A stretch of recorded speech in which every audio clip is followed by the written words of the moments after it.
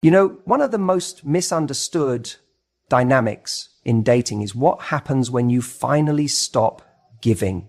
When you stop chasing, stop texting, stop trying to keep the connection alive. Because in that silence, something shifts. And it always does when you're consistently there, emotionally available, checking in, initiating conversations, being supportive. You're pouring energy into a dynamic that might not even be reciprocated. You're doing it because you care, because you believe in the potential of the connection, and because maybe, deep down, you think your consistency will win them over, that your loyalty will be enough to get them to choose you. But here's what we miss in that moment. Every time you show up without them matching your effort, you're giving them a sense of security that they haven't earned. They start to think, she's always going to be there. I can take space. I can take time. I can take her for granted, and she'll still be around when I come back. And that's exactly what they count on. But the second you stop, genuinely stop, everything changes. When the messages don't come, when you stop reacting to their stories, stop liking their photos, stop asking how they're doing, and just pull your energy back, they notice. Even if they don't say anything immediately, even if it takes days or weeks, they notice that silence. And here's the part they never expect. The comfort of your consistency disappearing feels jarring because up until now, they had certainty. They knew you cared. They knew they could reach out whenever they wanted. But now that security is gone. That steady stream of affection, attention, reassurance, it's vanished. And in that moment, they feel the very thing they never expected to feel from you: distance. Not the kind of distance that's manipulative, not the cold shoulder, not a game, but a real, authentic pulling away. Because you're no longer willing to be the only one holding the relationship up. You're no longer going to offer everything while getting breadcrumbs in return. And that kind of shift, that's powerful. What happens next is fascinating. They start to question everything. Why isn't she texting me? Has she met someone else? Is she over me? Those questions don't come from the heart at first. They come from the ego. Because your absence isn't just about missing your presence. It's about their expectation being broken. See, when you were showing up consistently, you were emotionally feeding the connection. You were the one keeping it alive. They didn't have to do the work. You were doing it for both of you. But now that you've stopped, now that there's silence, they feel something they never had to feel before, the weight of their own inaction. Suddenly it's on them to reach out. It's on them to think about you, to miss you, to make a move. And because they're not used to that dynamic, because the silence is foreign, because in that quiet, they finally have to confront the truth. They were never in control of your feelings. You were just choosing to give. And now you've stopped choosing. That silence becomes a mirror that reflects their neglect, their hesitation, their lack of effort. And while that might sting for them, it's clarity for you. Because when you stop showing up for someone who's not showing up for you, you finally get to see what's real. Do they step up or do they stay gone? The irony? That's often when they come back, not when you're clinging, not when you're waiting by the phone, not when you're posting stories hoping they'll see. They come back when your world has gotten quieter and more peaceful, when you've reclaimed your power, when you're no longer investing in potential, you're investing in your reality. That's when they start to feel the void, not just of your messages, but of your energy, because it's not about a text or a phone call. It's about the feeling of someone being in your corner, believing in them, rooting for them. And when you stop doing that, they realize what they lost. But here's the part no one tells you. By the time they feel it, you've already started healing. You've already started recentering. You've already remembered who you are and how valuable your love truly is. And when they come back, they're not coming back to the same version of you they left. They're coming back to someone stronger, clearer, and far less available for half-hearted effort. So don't fear the silence. Don't fear pulling back, because in that stillness, you gain your strength. And that strength, it changes everything. They feel it when you stop showing up. Every time, always. When you're constantly available to someone, especially someone who hasn't shown the same level of commitment or clarity, you become part of the background noise in their life. You're there, you're expected, you're answering messages, liking posts, checking in. And because you're so consistent, so present, they stop feeling the weight of your presence. They stop noticing it. It's like a song on repeat. You love it at first, but eventually you forget it's even playing. That's what happens when you're too available. But the moment you stop, when you pull your energy back, that's when the silence becomes louder than the sound ever was. People think that pulling away is about playing games. It's not. It's about reclaiming your energy. It's about saying, I'm not going to invest in someone who's not actively investing in me. And when you do that, something very interesting happens. You create curiosity. When someone who's used to getting your attention suddenly doesn't, they start to ask questions, not always out loud, but internally. Did I do something wrong? Is she seeing someone else? Has she moved on? That curiosity begins to eat at them. Slowly at first, and then more aggressively as time goes on. You have to understand, we are wired to value mystery. It's not about being elusive for the sake of it. It's about not giving all of yourself to someone who hasn't earned the right to have full access. When you're constantly there, you're giving that access away for free. But the moment you pull back, you become unpredictable. You become someone he no longer has a complete read on. And that unpredictability creates interest. It re-engages his mind. Now, he's not just thinking about you when he's bored. You're popping into his head in moments he doesn't expect. When he's out with friends, when he sees a post that reminds him of you, when he realizes you haven't watched his story in days, that's when he starts to feel something shift. The pattern is broken. The dynamic has changed. And in that break, in that space you've created, he starts to realize what you meant, or worse for him, what he might be losing. Here's the thing no one tells you. Most men don't think about what they want from a woman when they have her. They start to reflect when she becomes less accessible, because now they're not getting validation on demand. They're not sure if you're still interested. That uncertainty creates desire. It creates urgency. It's no longer a guarantee. You're no longer a guarantee, and that changes everything. You see, your attention is valuable, but most of us are giving it away like it's unlimited, like it doesn't cost us emotionally. It does. Every time you reach out when he hasn't reached in, every time you respond instantly to someone who treats you like an afterthought, you're training them to see your energy as disposable. But when you take that energy back and invest it in yourself, your goals, your friendships, your growth, you shift the focus. Now, you're not chasing, you're attracting. And the beauty is you're not doing any of this to make him chase you. That's the difference. You're not waiting around for him to notice. You're moving forward because your life deserves that momentum. He just happens to notice as a byproduct. Because your absence becomes information. It speaks volumes. It says, I'm not here to convince you. I'm not here to prove my worth. I've already decided it. And when you show someone that level of self-respect, the right people start to lean in. The wrong ones fade out. He may not have realized what he had when he had it, but he will start to notice when you're not the one constantly reaching out, initiating plans, holding the connection together.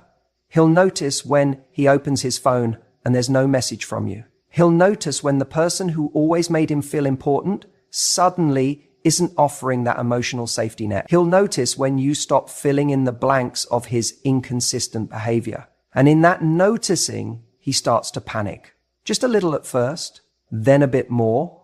He may reach out. He may try to test the waters. He might even try to act like nothing happened, as if he didn't take your attention for granted. But now you know. Now you understand the power of your presence. And more importantly, you understand the impact of your absence. You're no longer emotionally auditioning for someone who couldn't even commit to the role. You're not waiting for crumbs. You've raised this standard. And now, if he wants access again, he has to show up differently. Let him wonder. Let the silence speak. You know what's fascinating? Before a guy even realizes he misses you emotionally, before his heart has the courage to admit that there's a space only you could fill, his ego is the first thing that takes the hit. And I want you to really understand how this plays out because it's subtle. It's not about love just yet. It's about identity. For a while, he's gotten used to a version of you that's always been there. Maybe you were the one initiating the conversation, checking in, showing care. Maybe even after things went cold, you still liked his photos, watched his stories, responded to his texts. Even if they were late, dry, or inconsistent, he knew on some level that you hadn't really let go. And as long as that safety net existed, his ego was perfectly comfortable. You see, his world still included the quiet confidence that you'd come back, that if things didn't work out elsewhere, you were still emotionally available, that no matter how long it had been, he could reach out and you'd reply, even if he didn't say much, even if he didn't offer commitment. Your attention, your kindness, your energy, your time, they were still accessible to him. But then something changed. Maybe it was subtle at first. You didn't respond to that last text right away. You stopped watching his stories. You didn't reach out on his birthday. And then he starts wondering, wait, where did she go? That's not his heart missing you yet. That's his ego waking up in shock. Because for the first time, he's no longer certain of you. That safety net, gone. And what's left is a void that he never planned for. It's disorienting for him. He was so sure of your presence, so sure that you were still emotionally anchored to him, even if he wasn't offering anything concrete. Now that certainty is gone, and it messes with his sense of control. And for many men, especially the ones who took you for granted, this is the moment where the inner alarm goes off. Not because he's ready to love you right, not because he's suddenly matured overnight, but because the dynamic shifted. You stopped playing the role he assigned to you, and now he doesn't know where you stand. Let me be clear.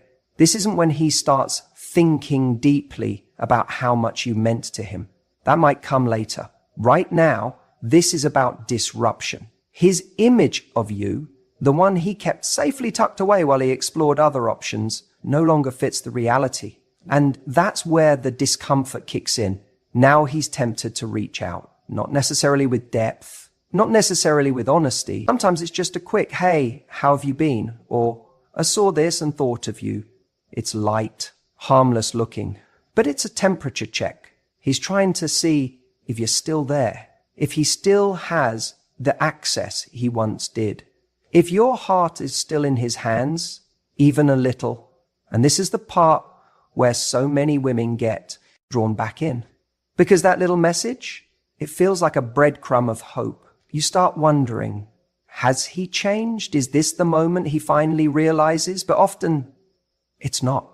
It's just his ego checking if it can still feel important to you, if it still holds space in your life without offering anything in return. This is why boundaries are so powerful. When you don't respond the way you used to, when you protect your peace, when you resist the urge to validate his ego, you're not being cold, you're being clear. You're sending a message. You no longer get to rent space in my heart without earning it. And that message is uncomfortable for him because now he has to question everything he took for granted. Your love is no longer a given. Your attention isn't free. And if he wants to come back, he's going to have to face the discomfort of not being in control anymore. He has to face the possibility that you've actually grown past needing him. That's when the real test begins. Not for him, for you. Because this is where you reclaim your power. Not by ignoring him to manipulate an outcome, but by honoring your own worth, regardless of what he does next. This is where you stop making decisions based on whether he might come back and start making decisions based on whether he deserves to. And you know what often happens next? He starts to spiral, because now it's not just ego. Now he's starting to feel. Now, with time and silence and the absence of your warmth, his heart begins to catch up. He starts remembering the way you made him feel. Not the validation, not the comfort, you, your energy, your laughter, your support, all the things he can't replace.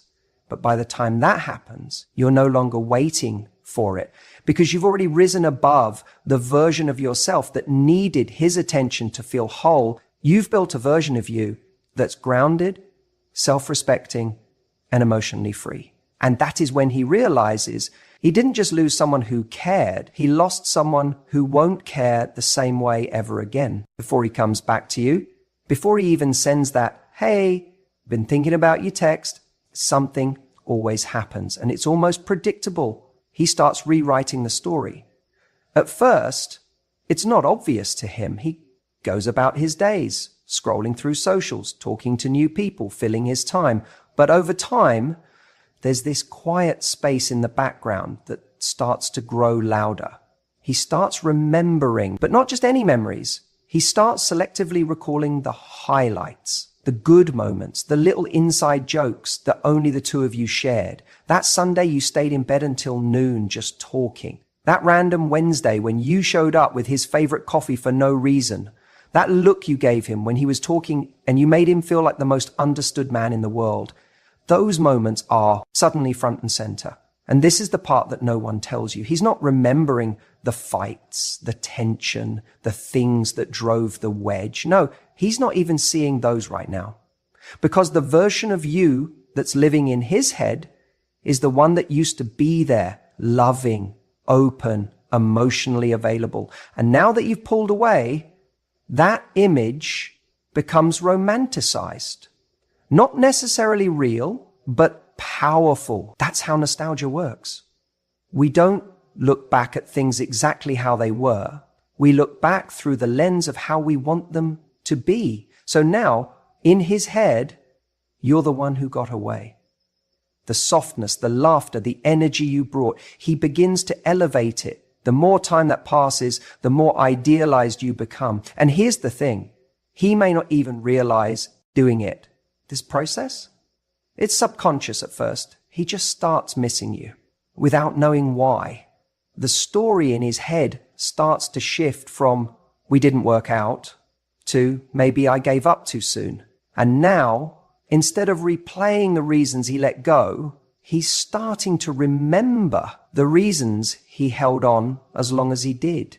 The comfort, the connection, the way you made him feel seen. And once that narrative shifts internally, he starts to feel regret, not necessarily because of what happened, but because of what he thinks could still happen. But here's the part you need to hear. This revision of the story has very little to do with reality. It's not about who you are now. It's about who you were then. And if you're doing the work on yourself, healing, growing, building your boundaries, then the person he's missing isn't even you anymore. He's falling in love with a version of you that doesn't exist anymore. He's attached to a memory, not the woman you've become. This is why when he comes back, and he often will, you have to remember the growth you've done in his absence. Because that romanticized version of the relationship in his head, that's his comfort zone. That's his safety net. Doesn't mean he's ready for a different relationship. It just means he misses what was easy, what felt good, what made him feel wanted. When he starts rewriting the story, he also starts believing it. That's why he might show up again acting like the past didn't matter as much, brushing it off, suggesting something casual like catching up over coffee just to feel you out. But underneath that calm tone is a deep hope that you might still be the same woman who loved him before. And that's your moment. That's your mirror. Because if you are the same, If you haven't done the work, if you've been waiting, quietly hoping for this moment, then it's easy to fall back into the old story with him. But if you've grown, if you've learnt to love yourself more than you miss him, then you'll be able to see the fantasy for what it is. That's when your power becomes undeniable. Not because you rejected him, not because you made him feel small, but because you didn't need to be chosen by someone who once left. You chose yourself first. And now the version of you that stands before him is no longer waiting to be remembered. She's writing a whole new story. Sometimes the most powerful thing you can do isn't slamming the door shut. It's simply realizing that the version of you he wants back no longer lives here. She evolved. You're not crying over texts anymore. You're not sitting there staring at your phone, waiting for a message that never comes. You're not obsessively checking his stories, trying to decode every emoji or wondering who that girl in the background is. Something shifted. And that shift didn't happen because he changed. It happened because you did. You woke up one day and realized the energy you were pouring into someone who wasn't showing up for you could be better spent elsewhere. Not necessarily on someone else, but on yourself, on your peace, on your progress, on your power. You stopped letting his lack of attention define your worth. You stopped handing over the steering wheel of your self-esteem to someone who didn't know where he was going. And in that space, something beautiful started to happen. You started to glow again. Not in the new makeup, new dress kind of way, although maybe that too, but deeper. From the inside, there's a different energy in someone who's finally prioritizing themselves. A softness in the way they no longer over-explain. A calm in how they stop rushing towards someone who's standing still. A confidence in their ability to say, if you're not showing up right, then maybe you don't belong in this chapter. He sees that. Trust me, even if he doesn't reach out yet, he sees it. Maybe through social media, maybe through mutual friends, maybe just energetically. People can feel when you've stopped orbiting them.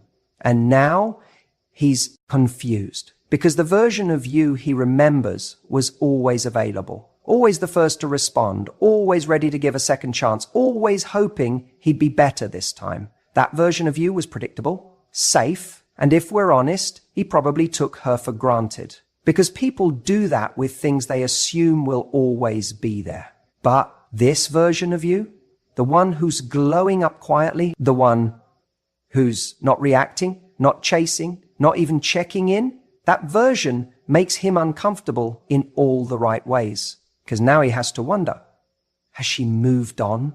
Is she seeing someone else? Did I really lose her? And this is where everything starts to turn. Not because you're playing games, not because you're trying to manipulate the outcome, but because you're finally living for you. Your silence is no longer passive. It's powerful. It says more than any "we need to talk" ever could.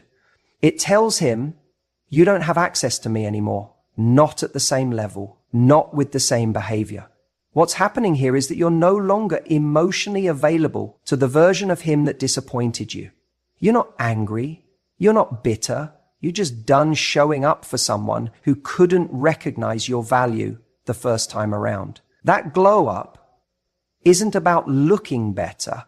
It's about knowing better. And don't think for a second he doesn't feel that. He might reach out subtly at first. A random meme. Hey, saw this and thought of you. Something low effort. Because he wants to test the waters without risking too much. But you're different now. You're not biting at breadcrumbs. You're not looking for meaning in mixed signals. You've upgraded your taste in energy. You now require clarity, consistency, and care. Anything less doesn't get past your door. He'll try to figure out what changed. And the answer is simple. You did. You got tired of negotiating for love. You got tired of explaining how you deserve to be treated. You finally understood that waiting around for someone to pick you is a form of self-abandonment. And you chose you fully, without needing anyone else to validate that choice. And now he has to deal with a version of you that understands her worth, That's what really messes with him.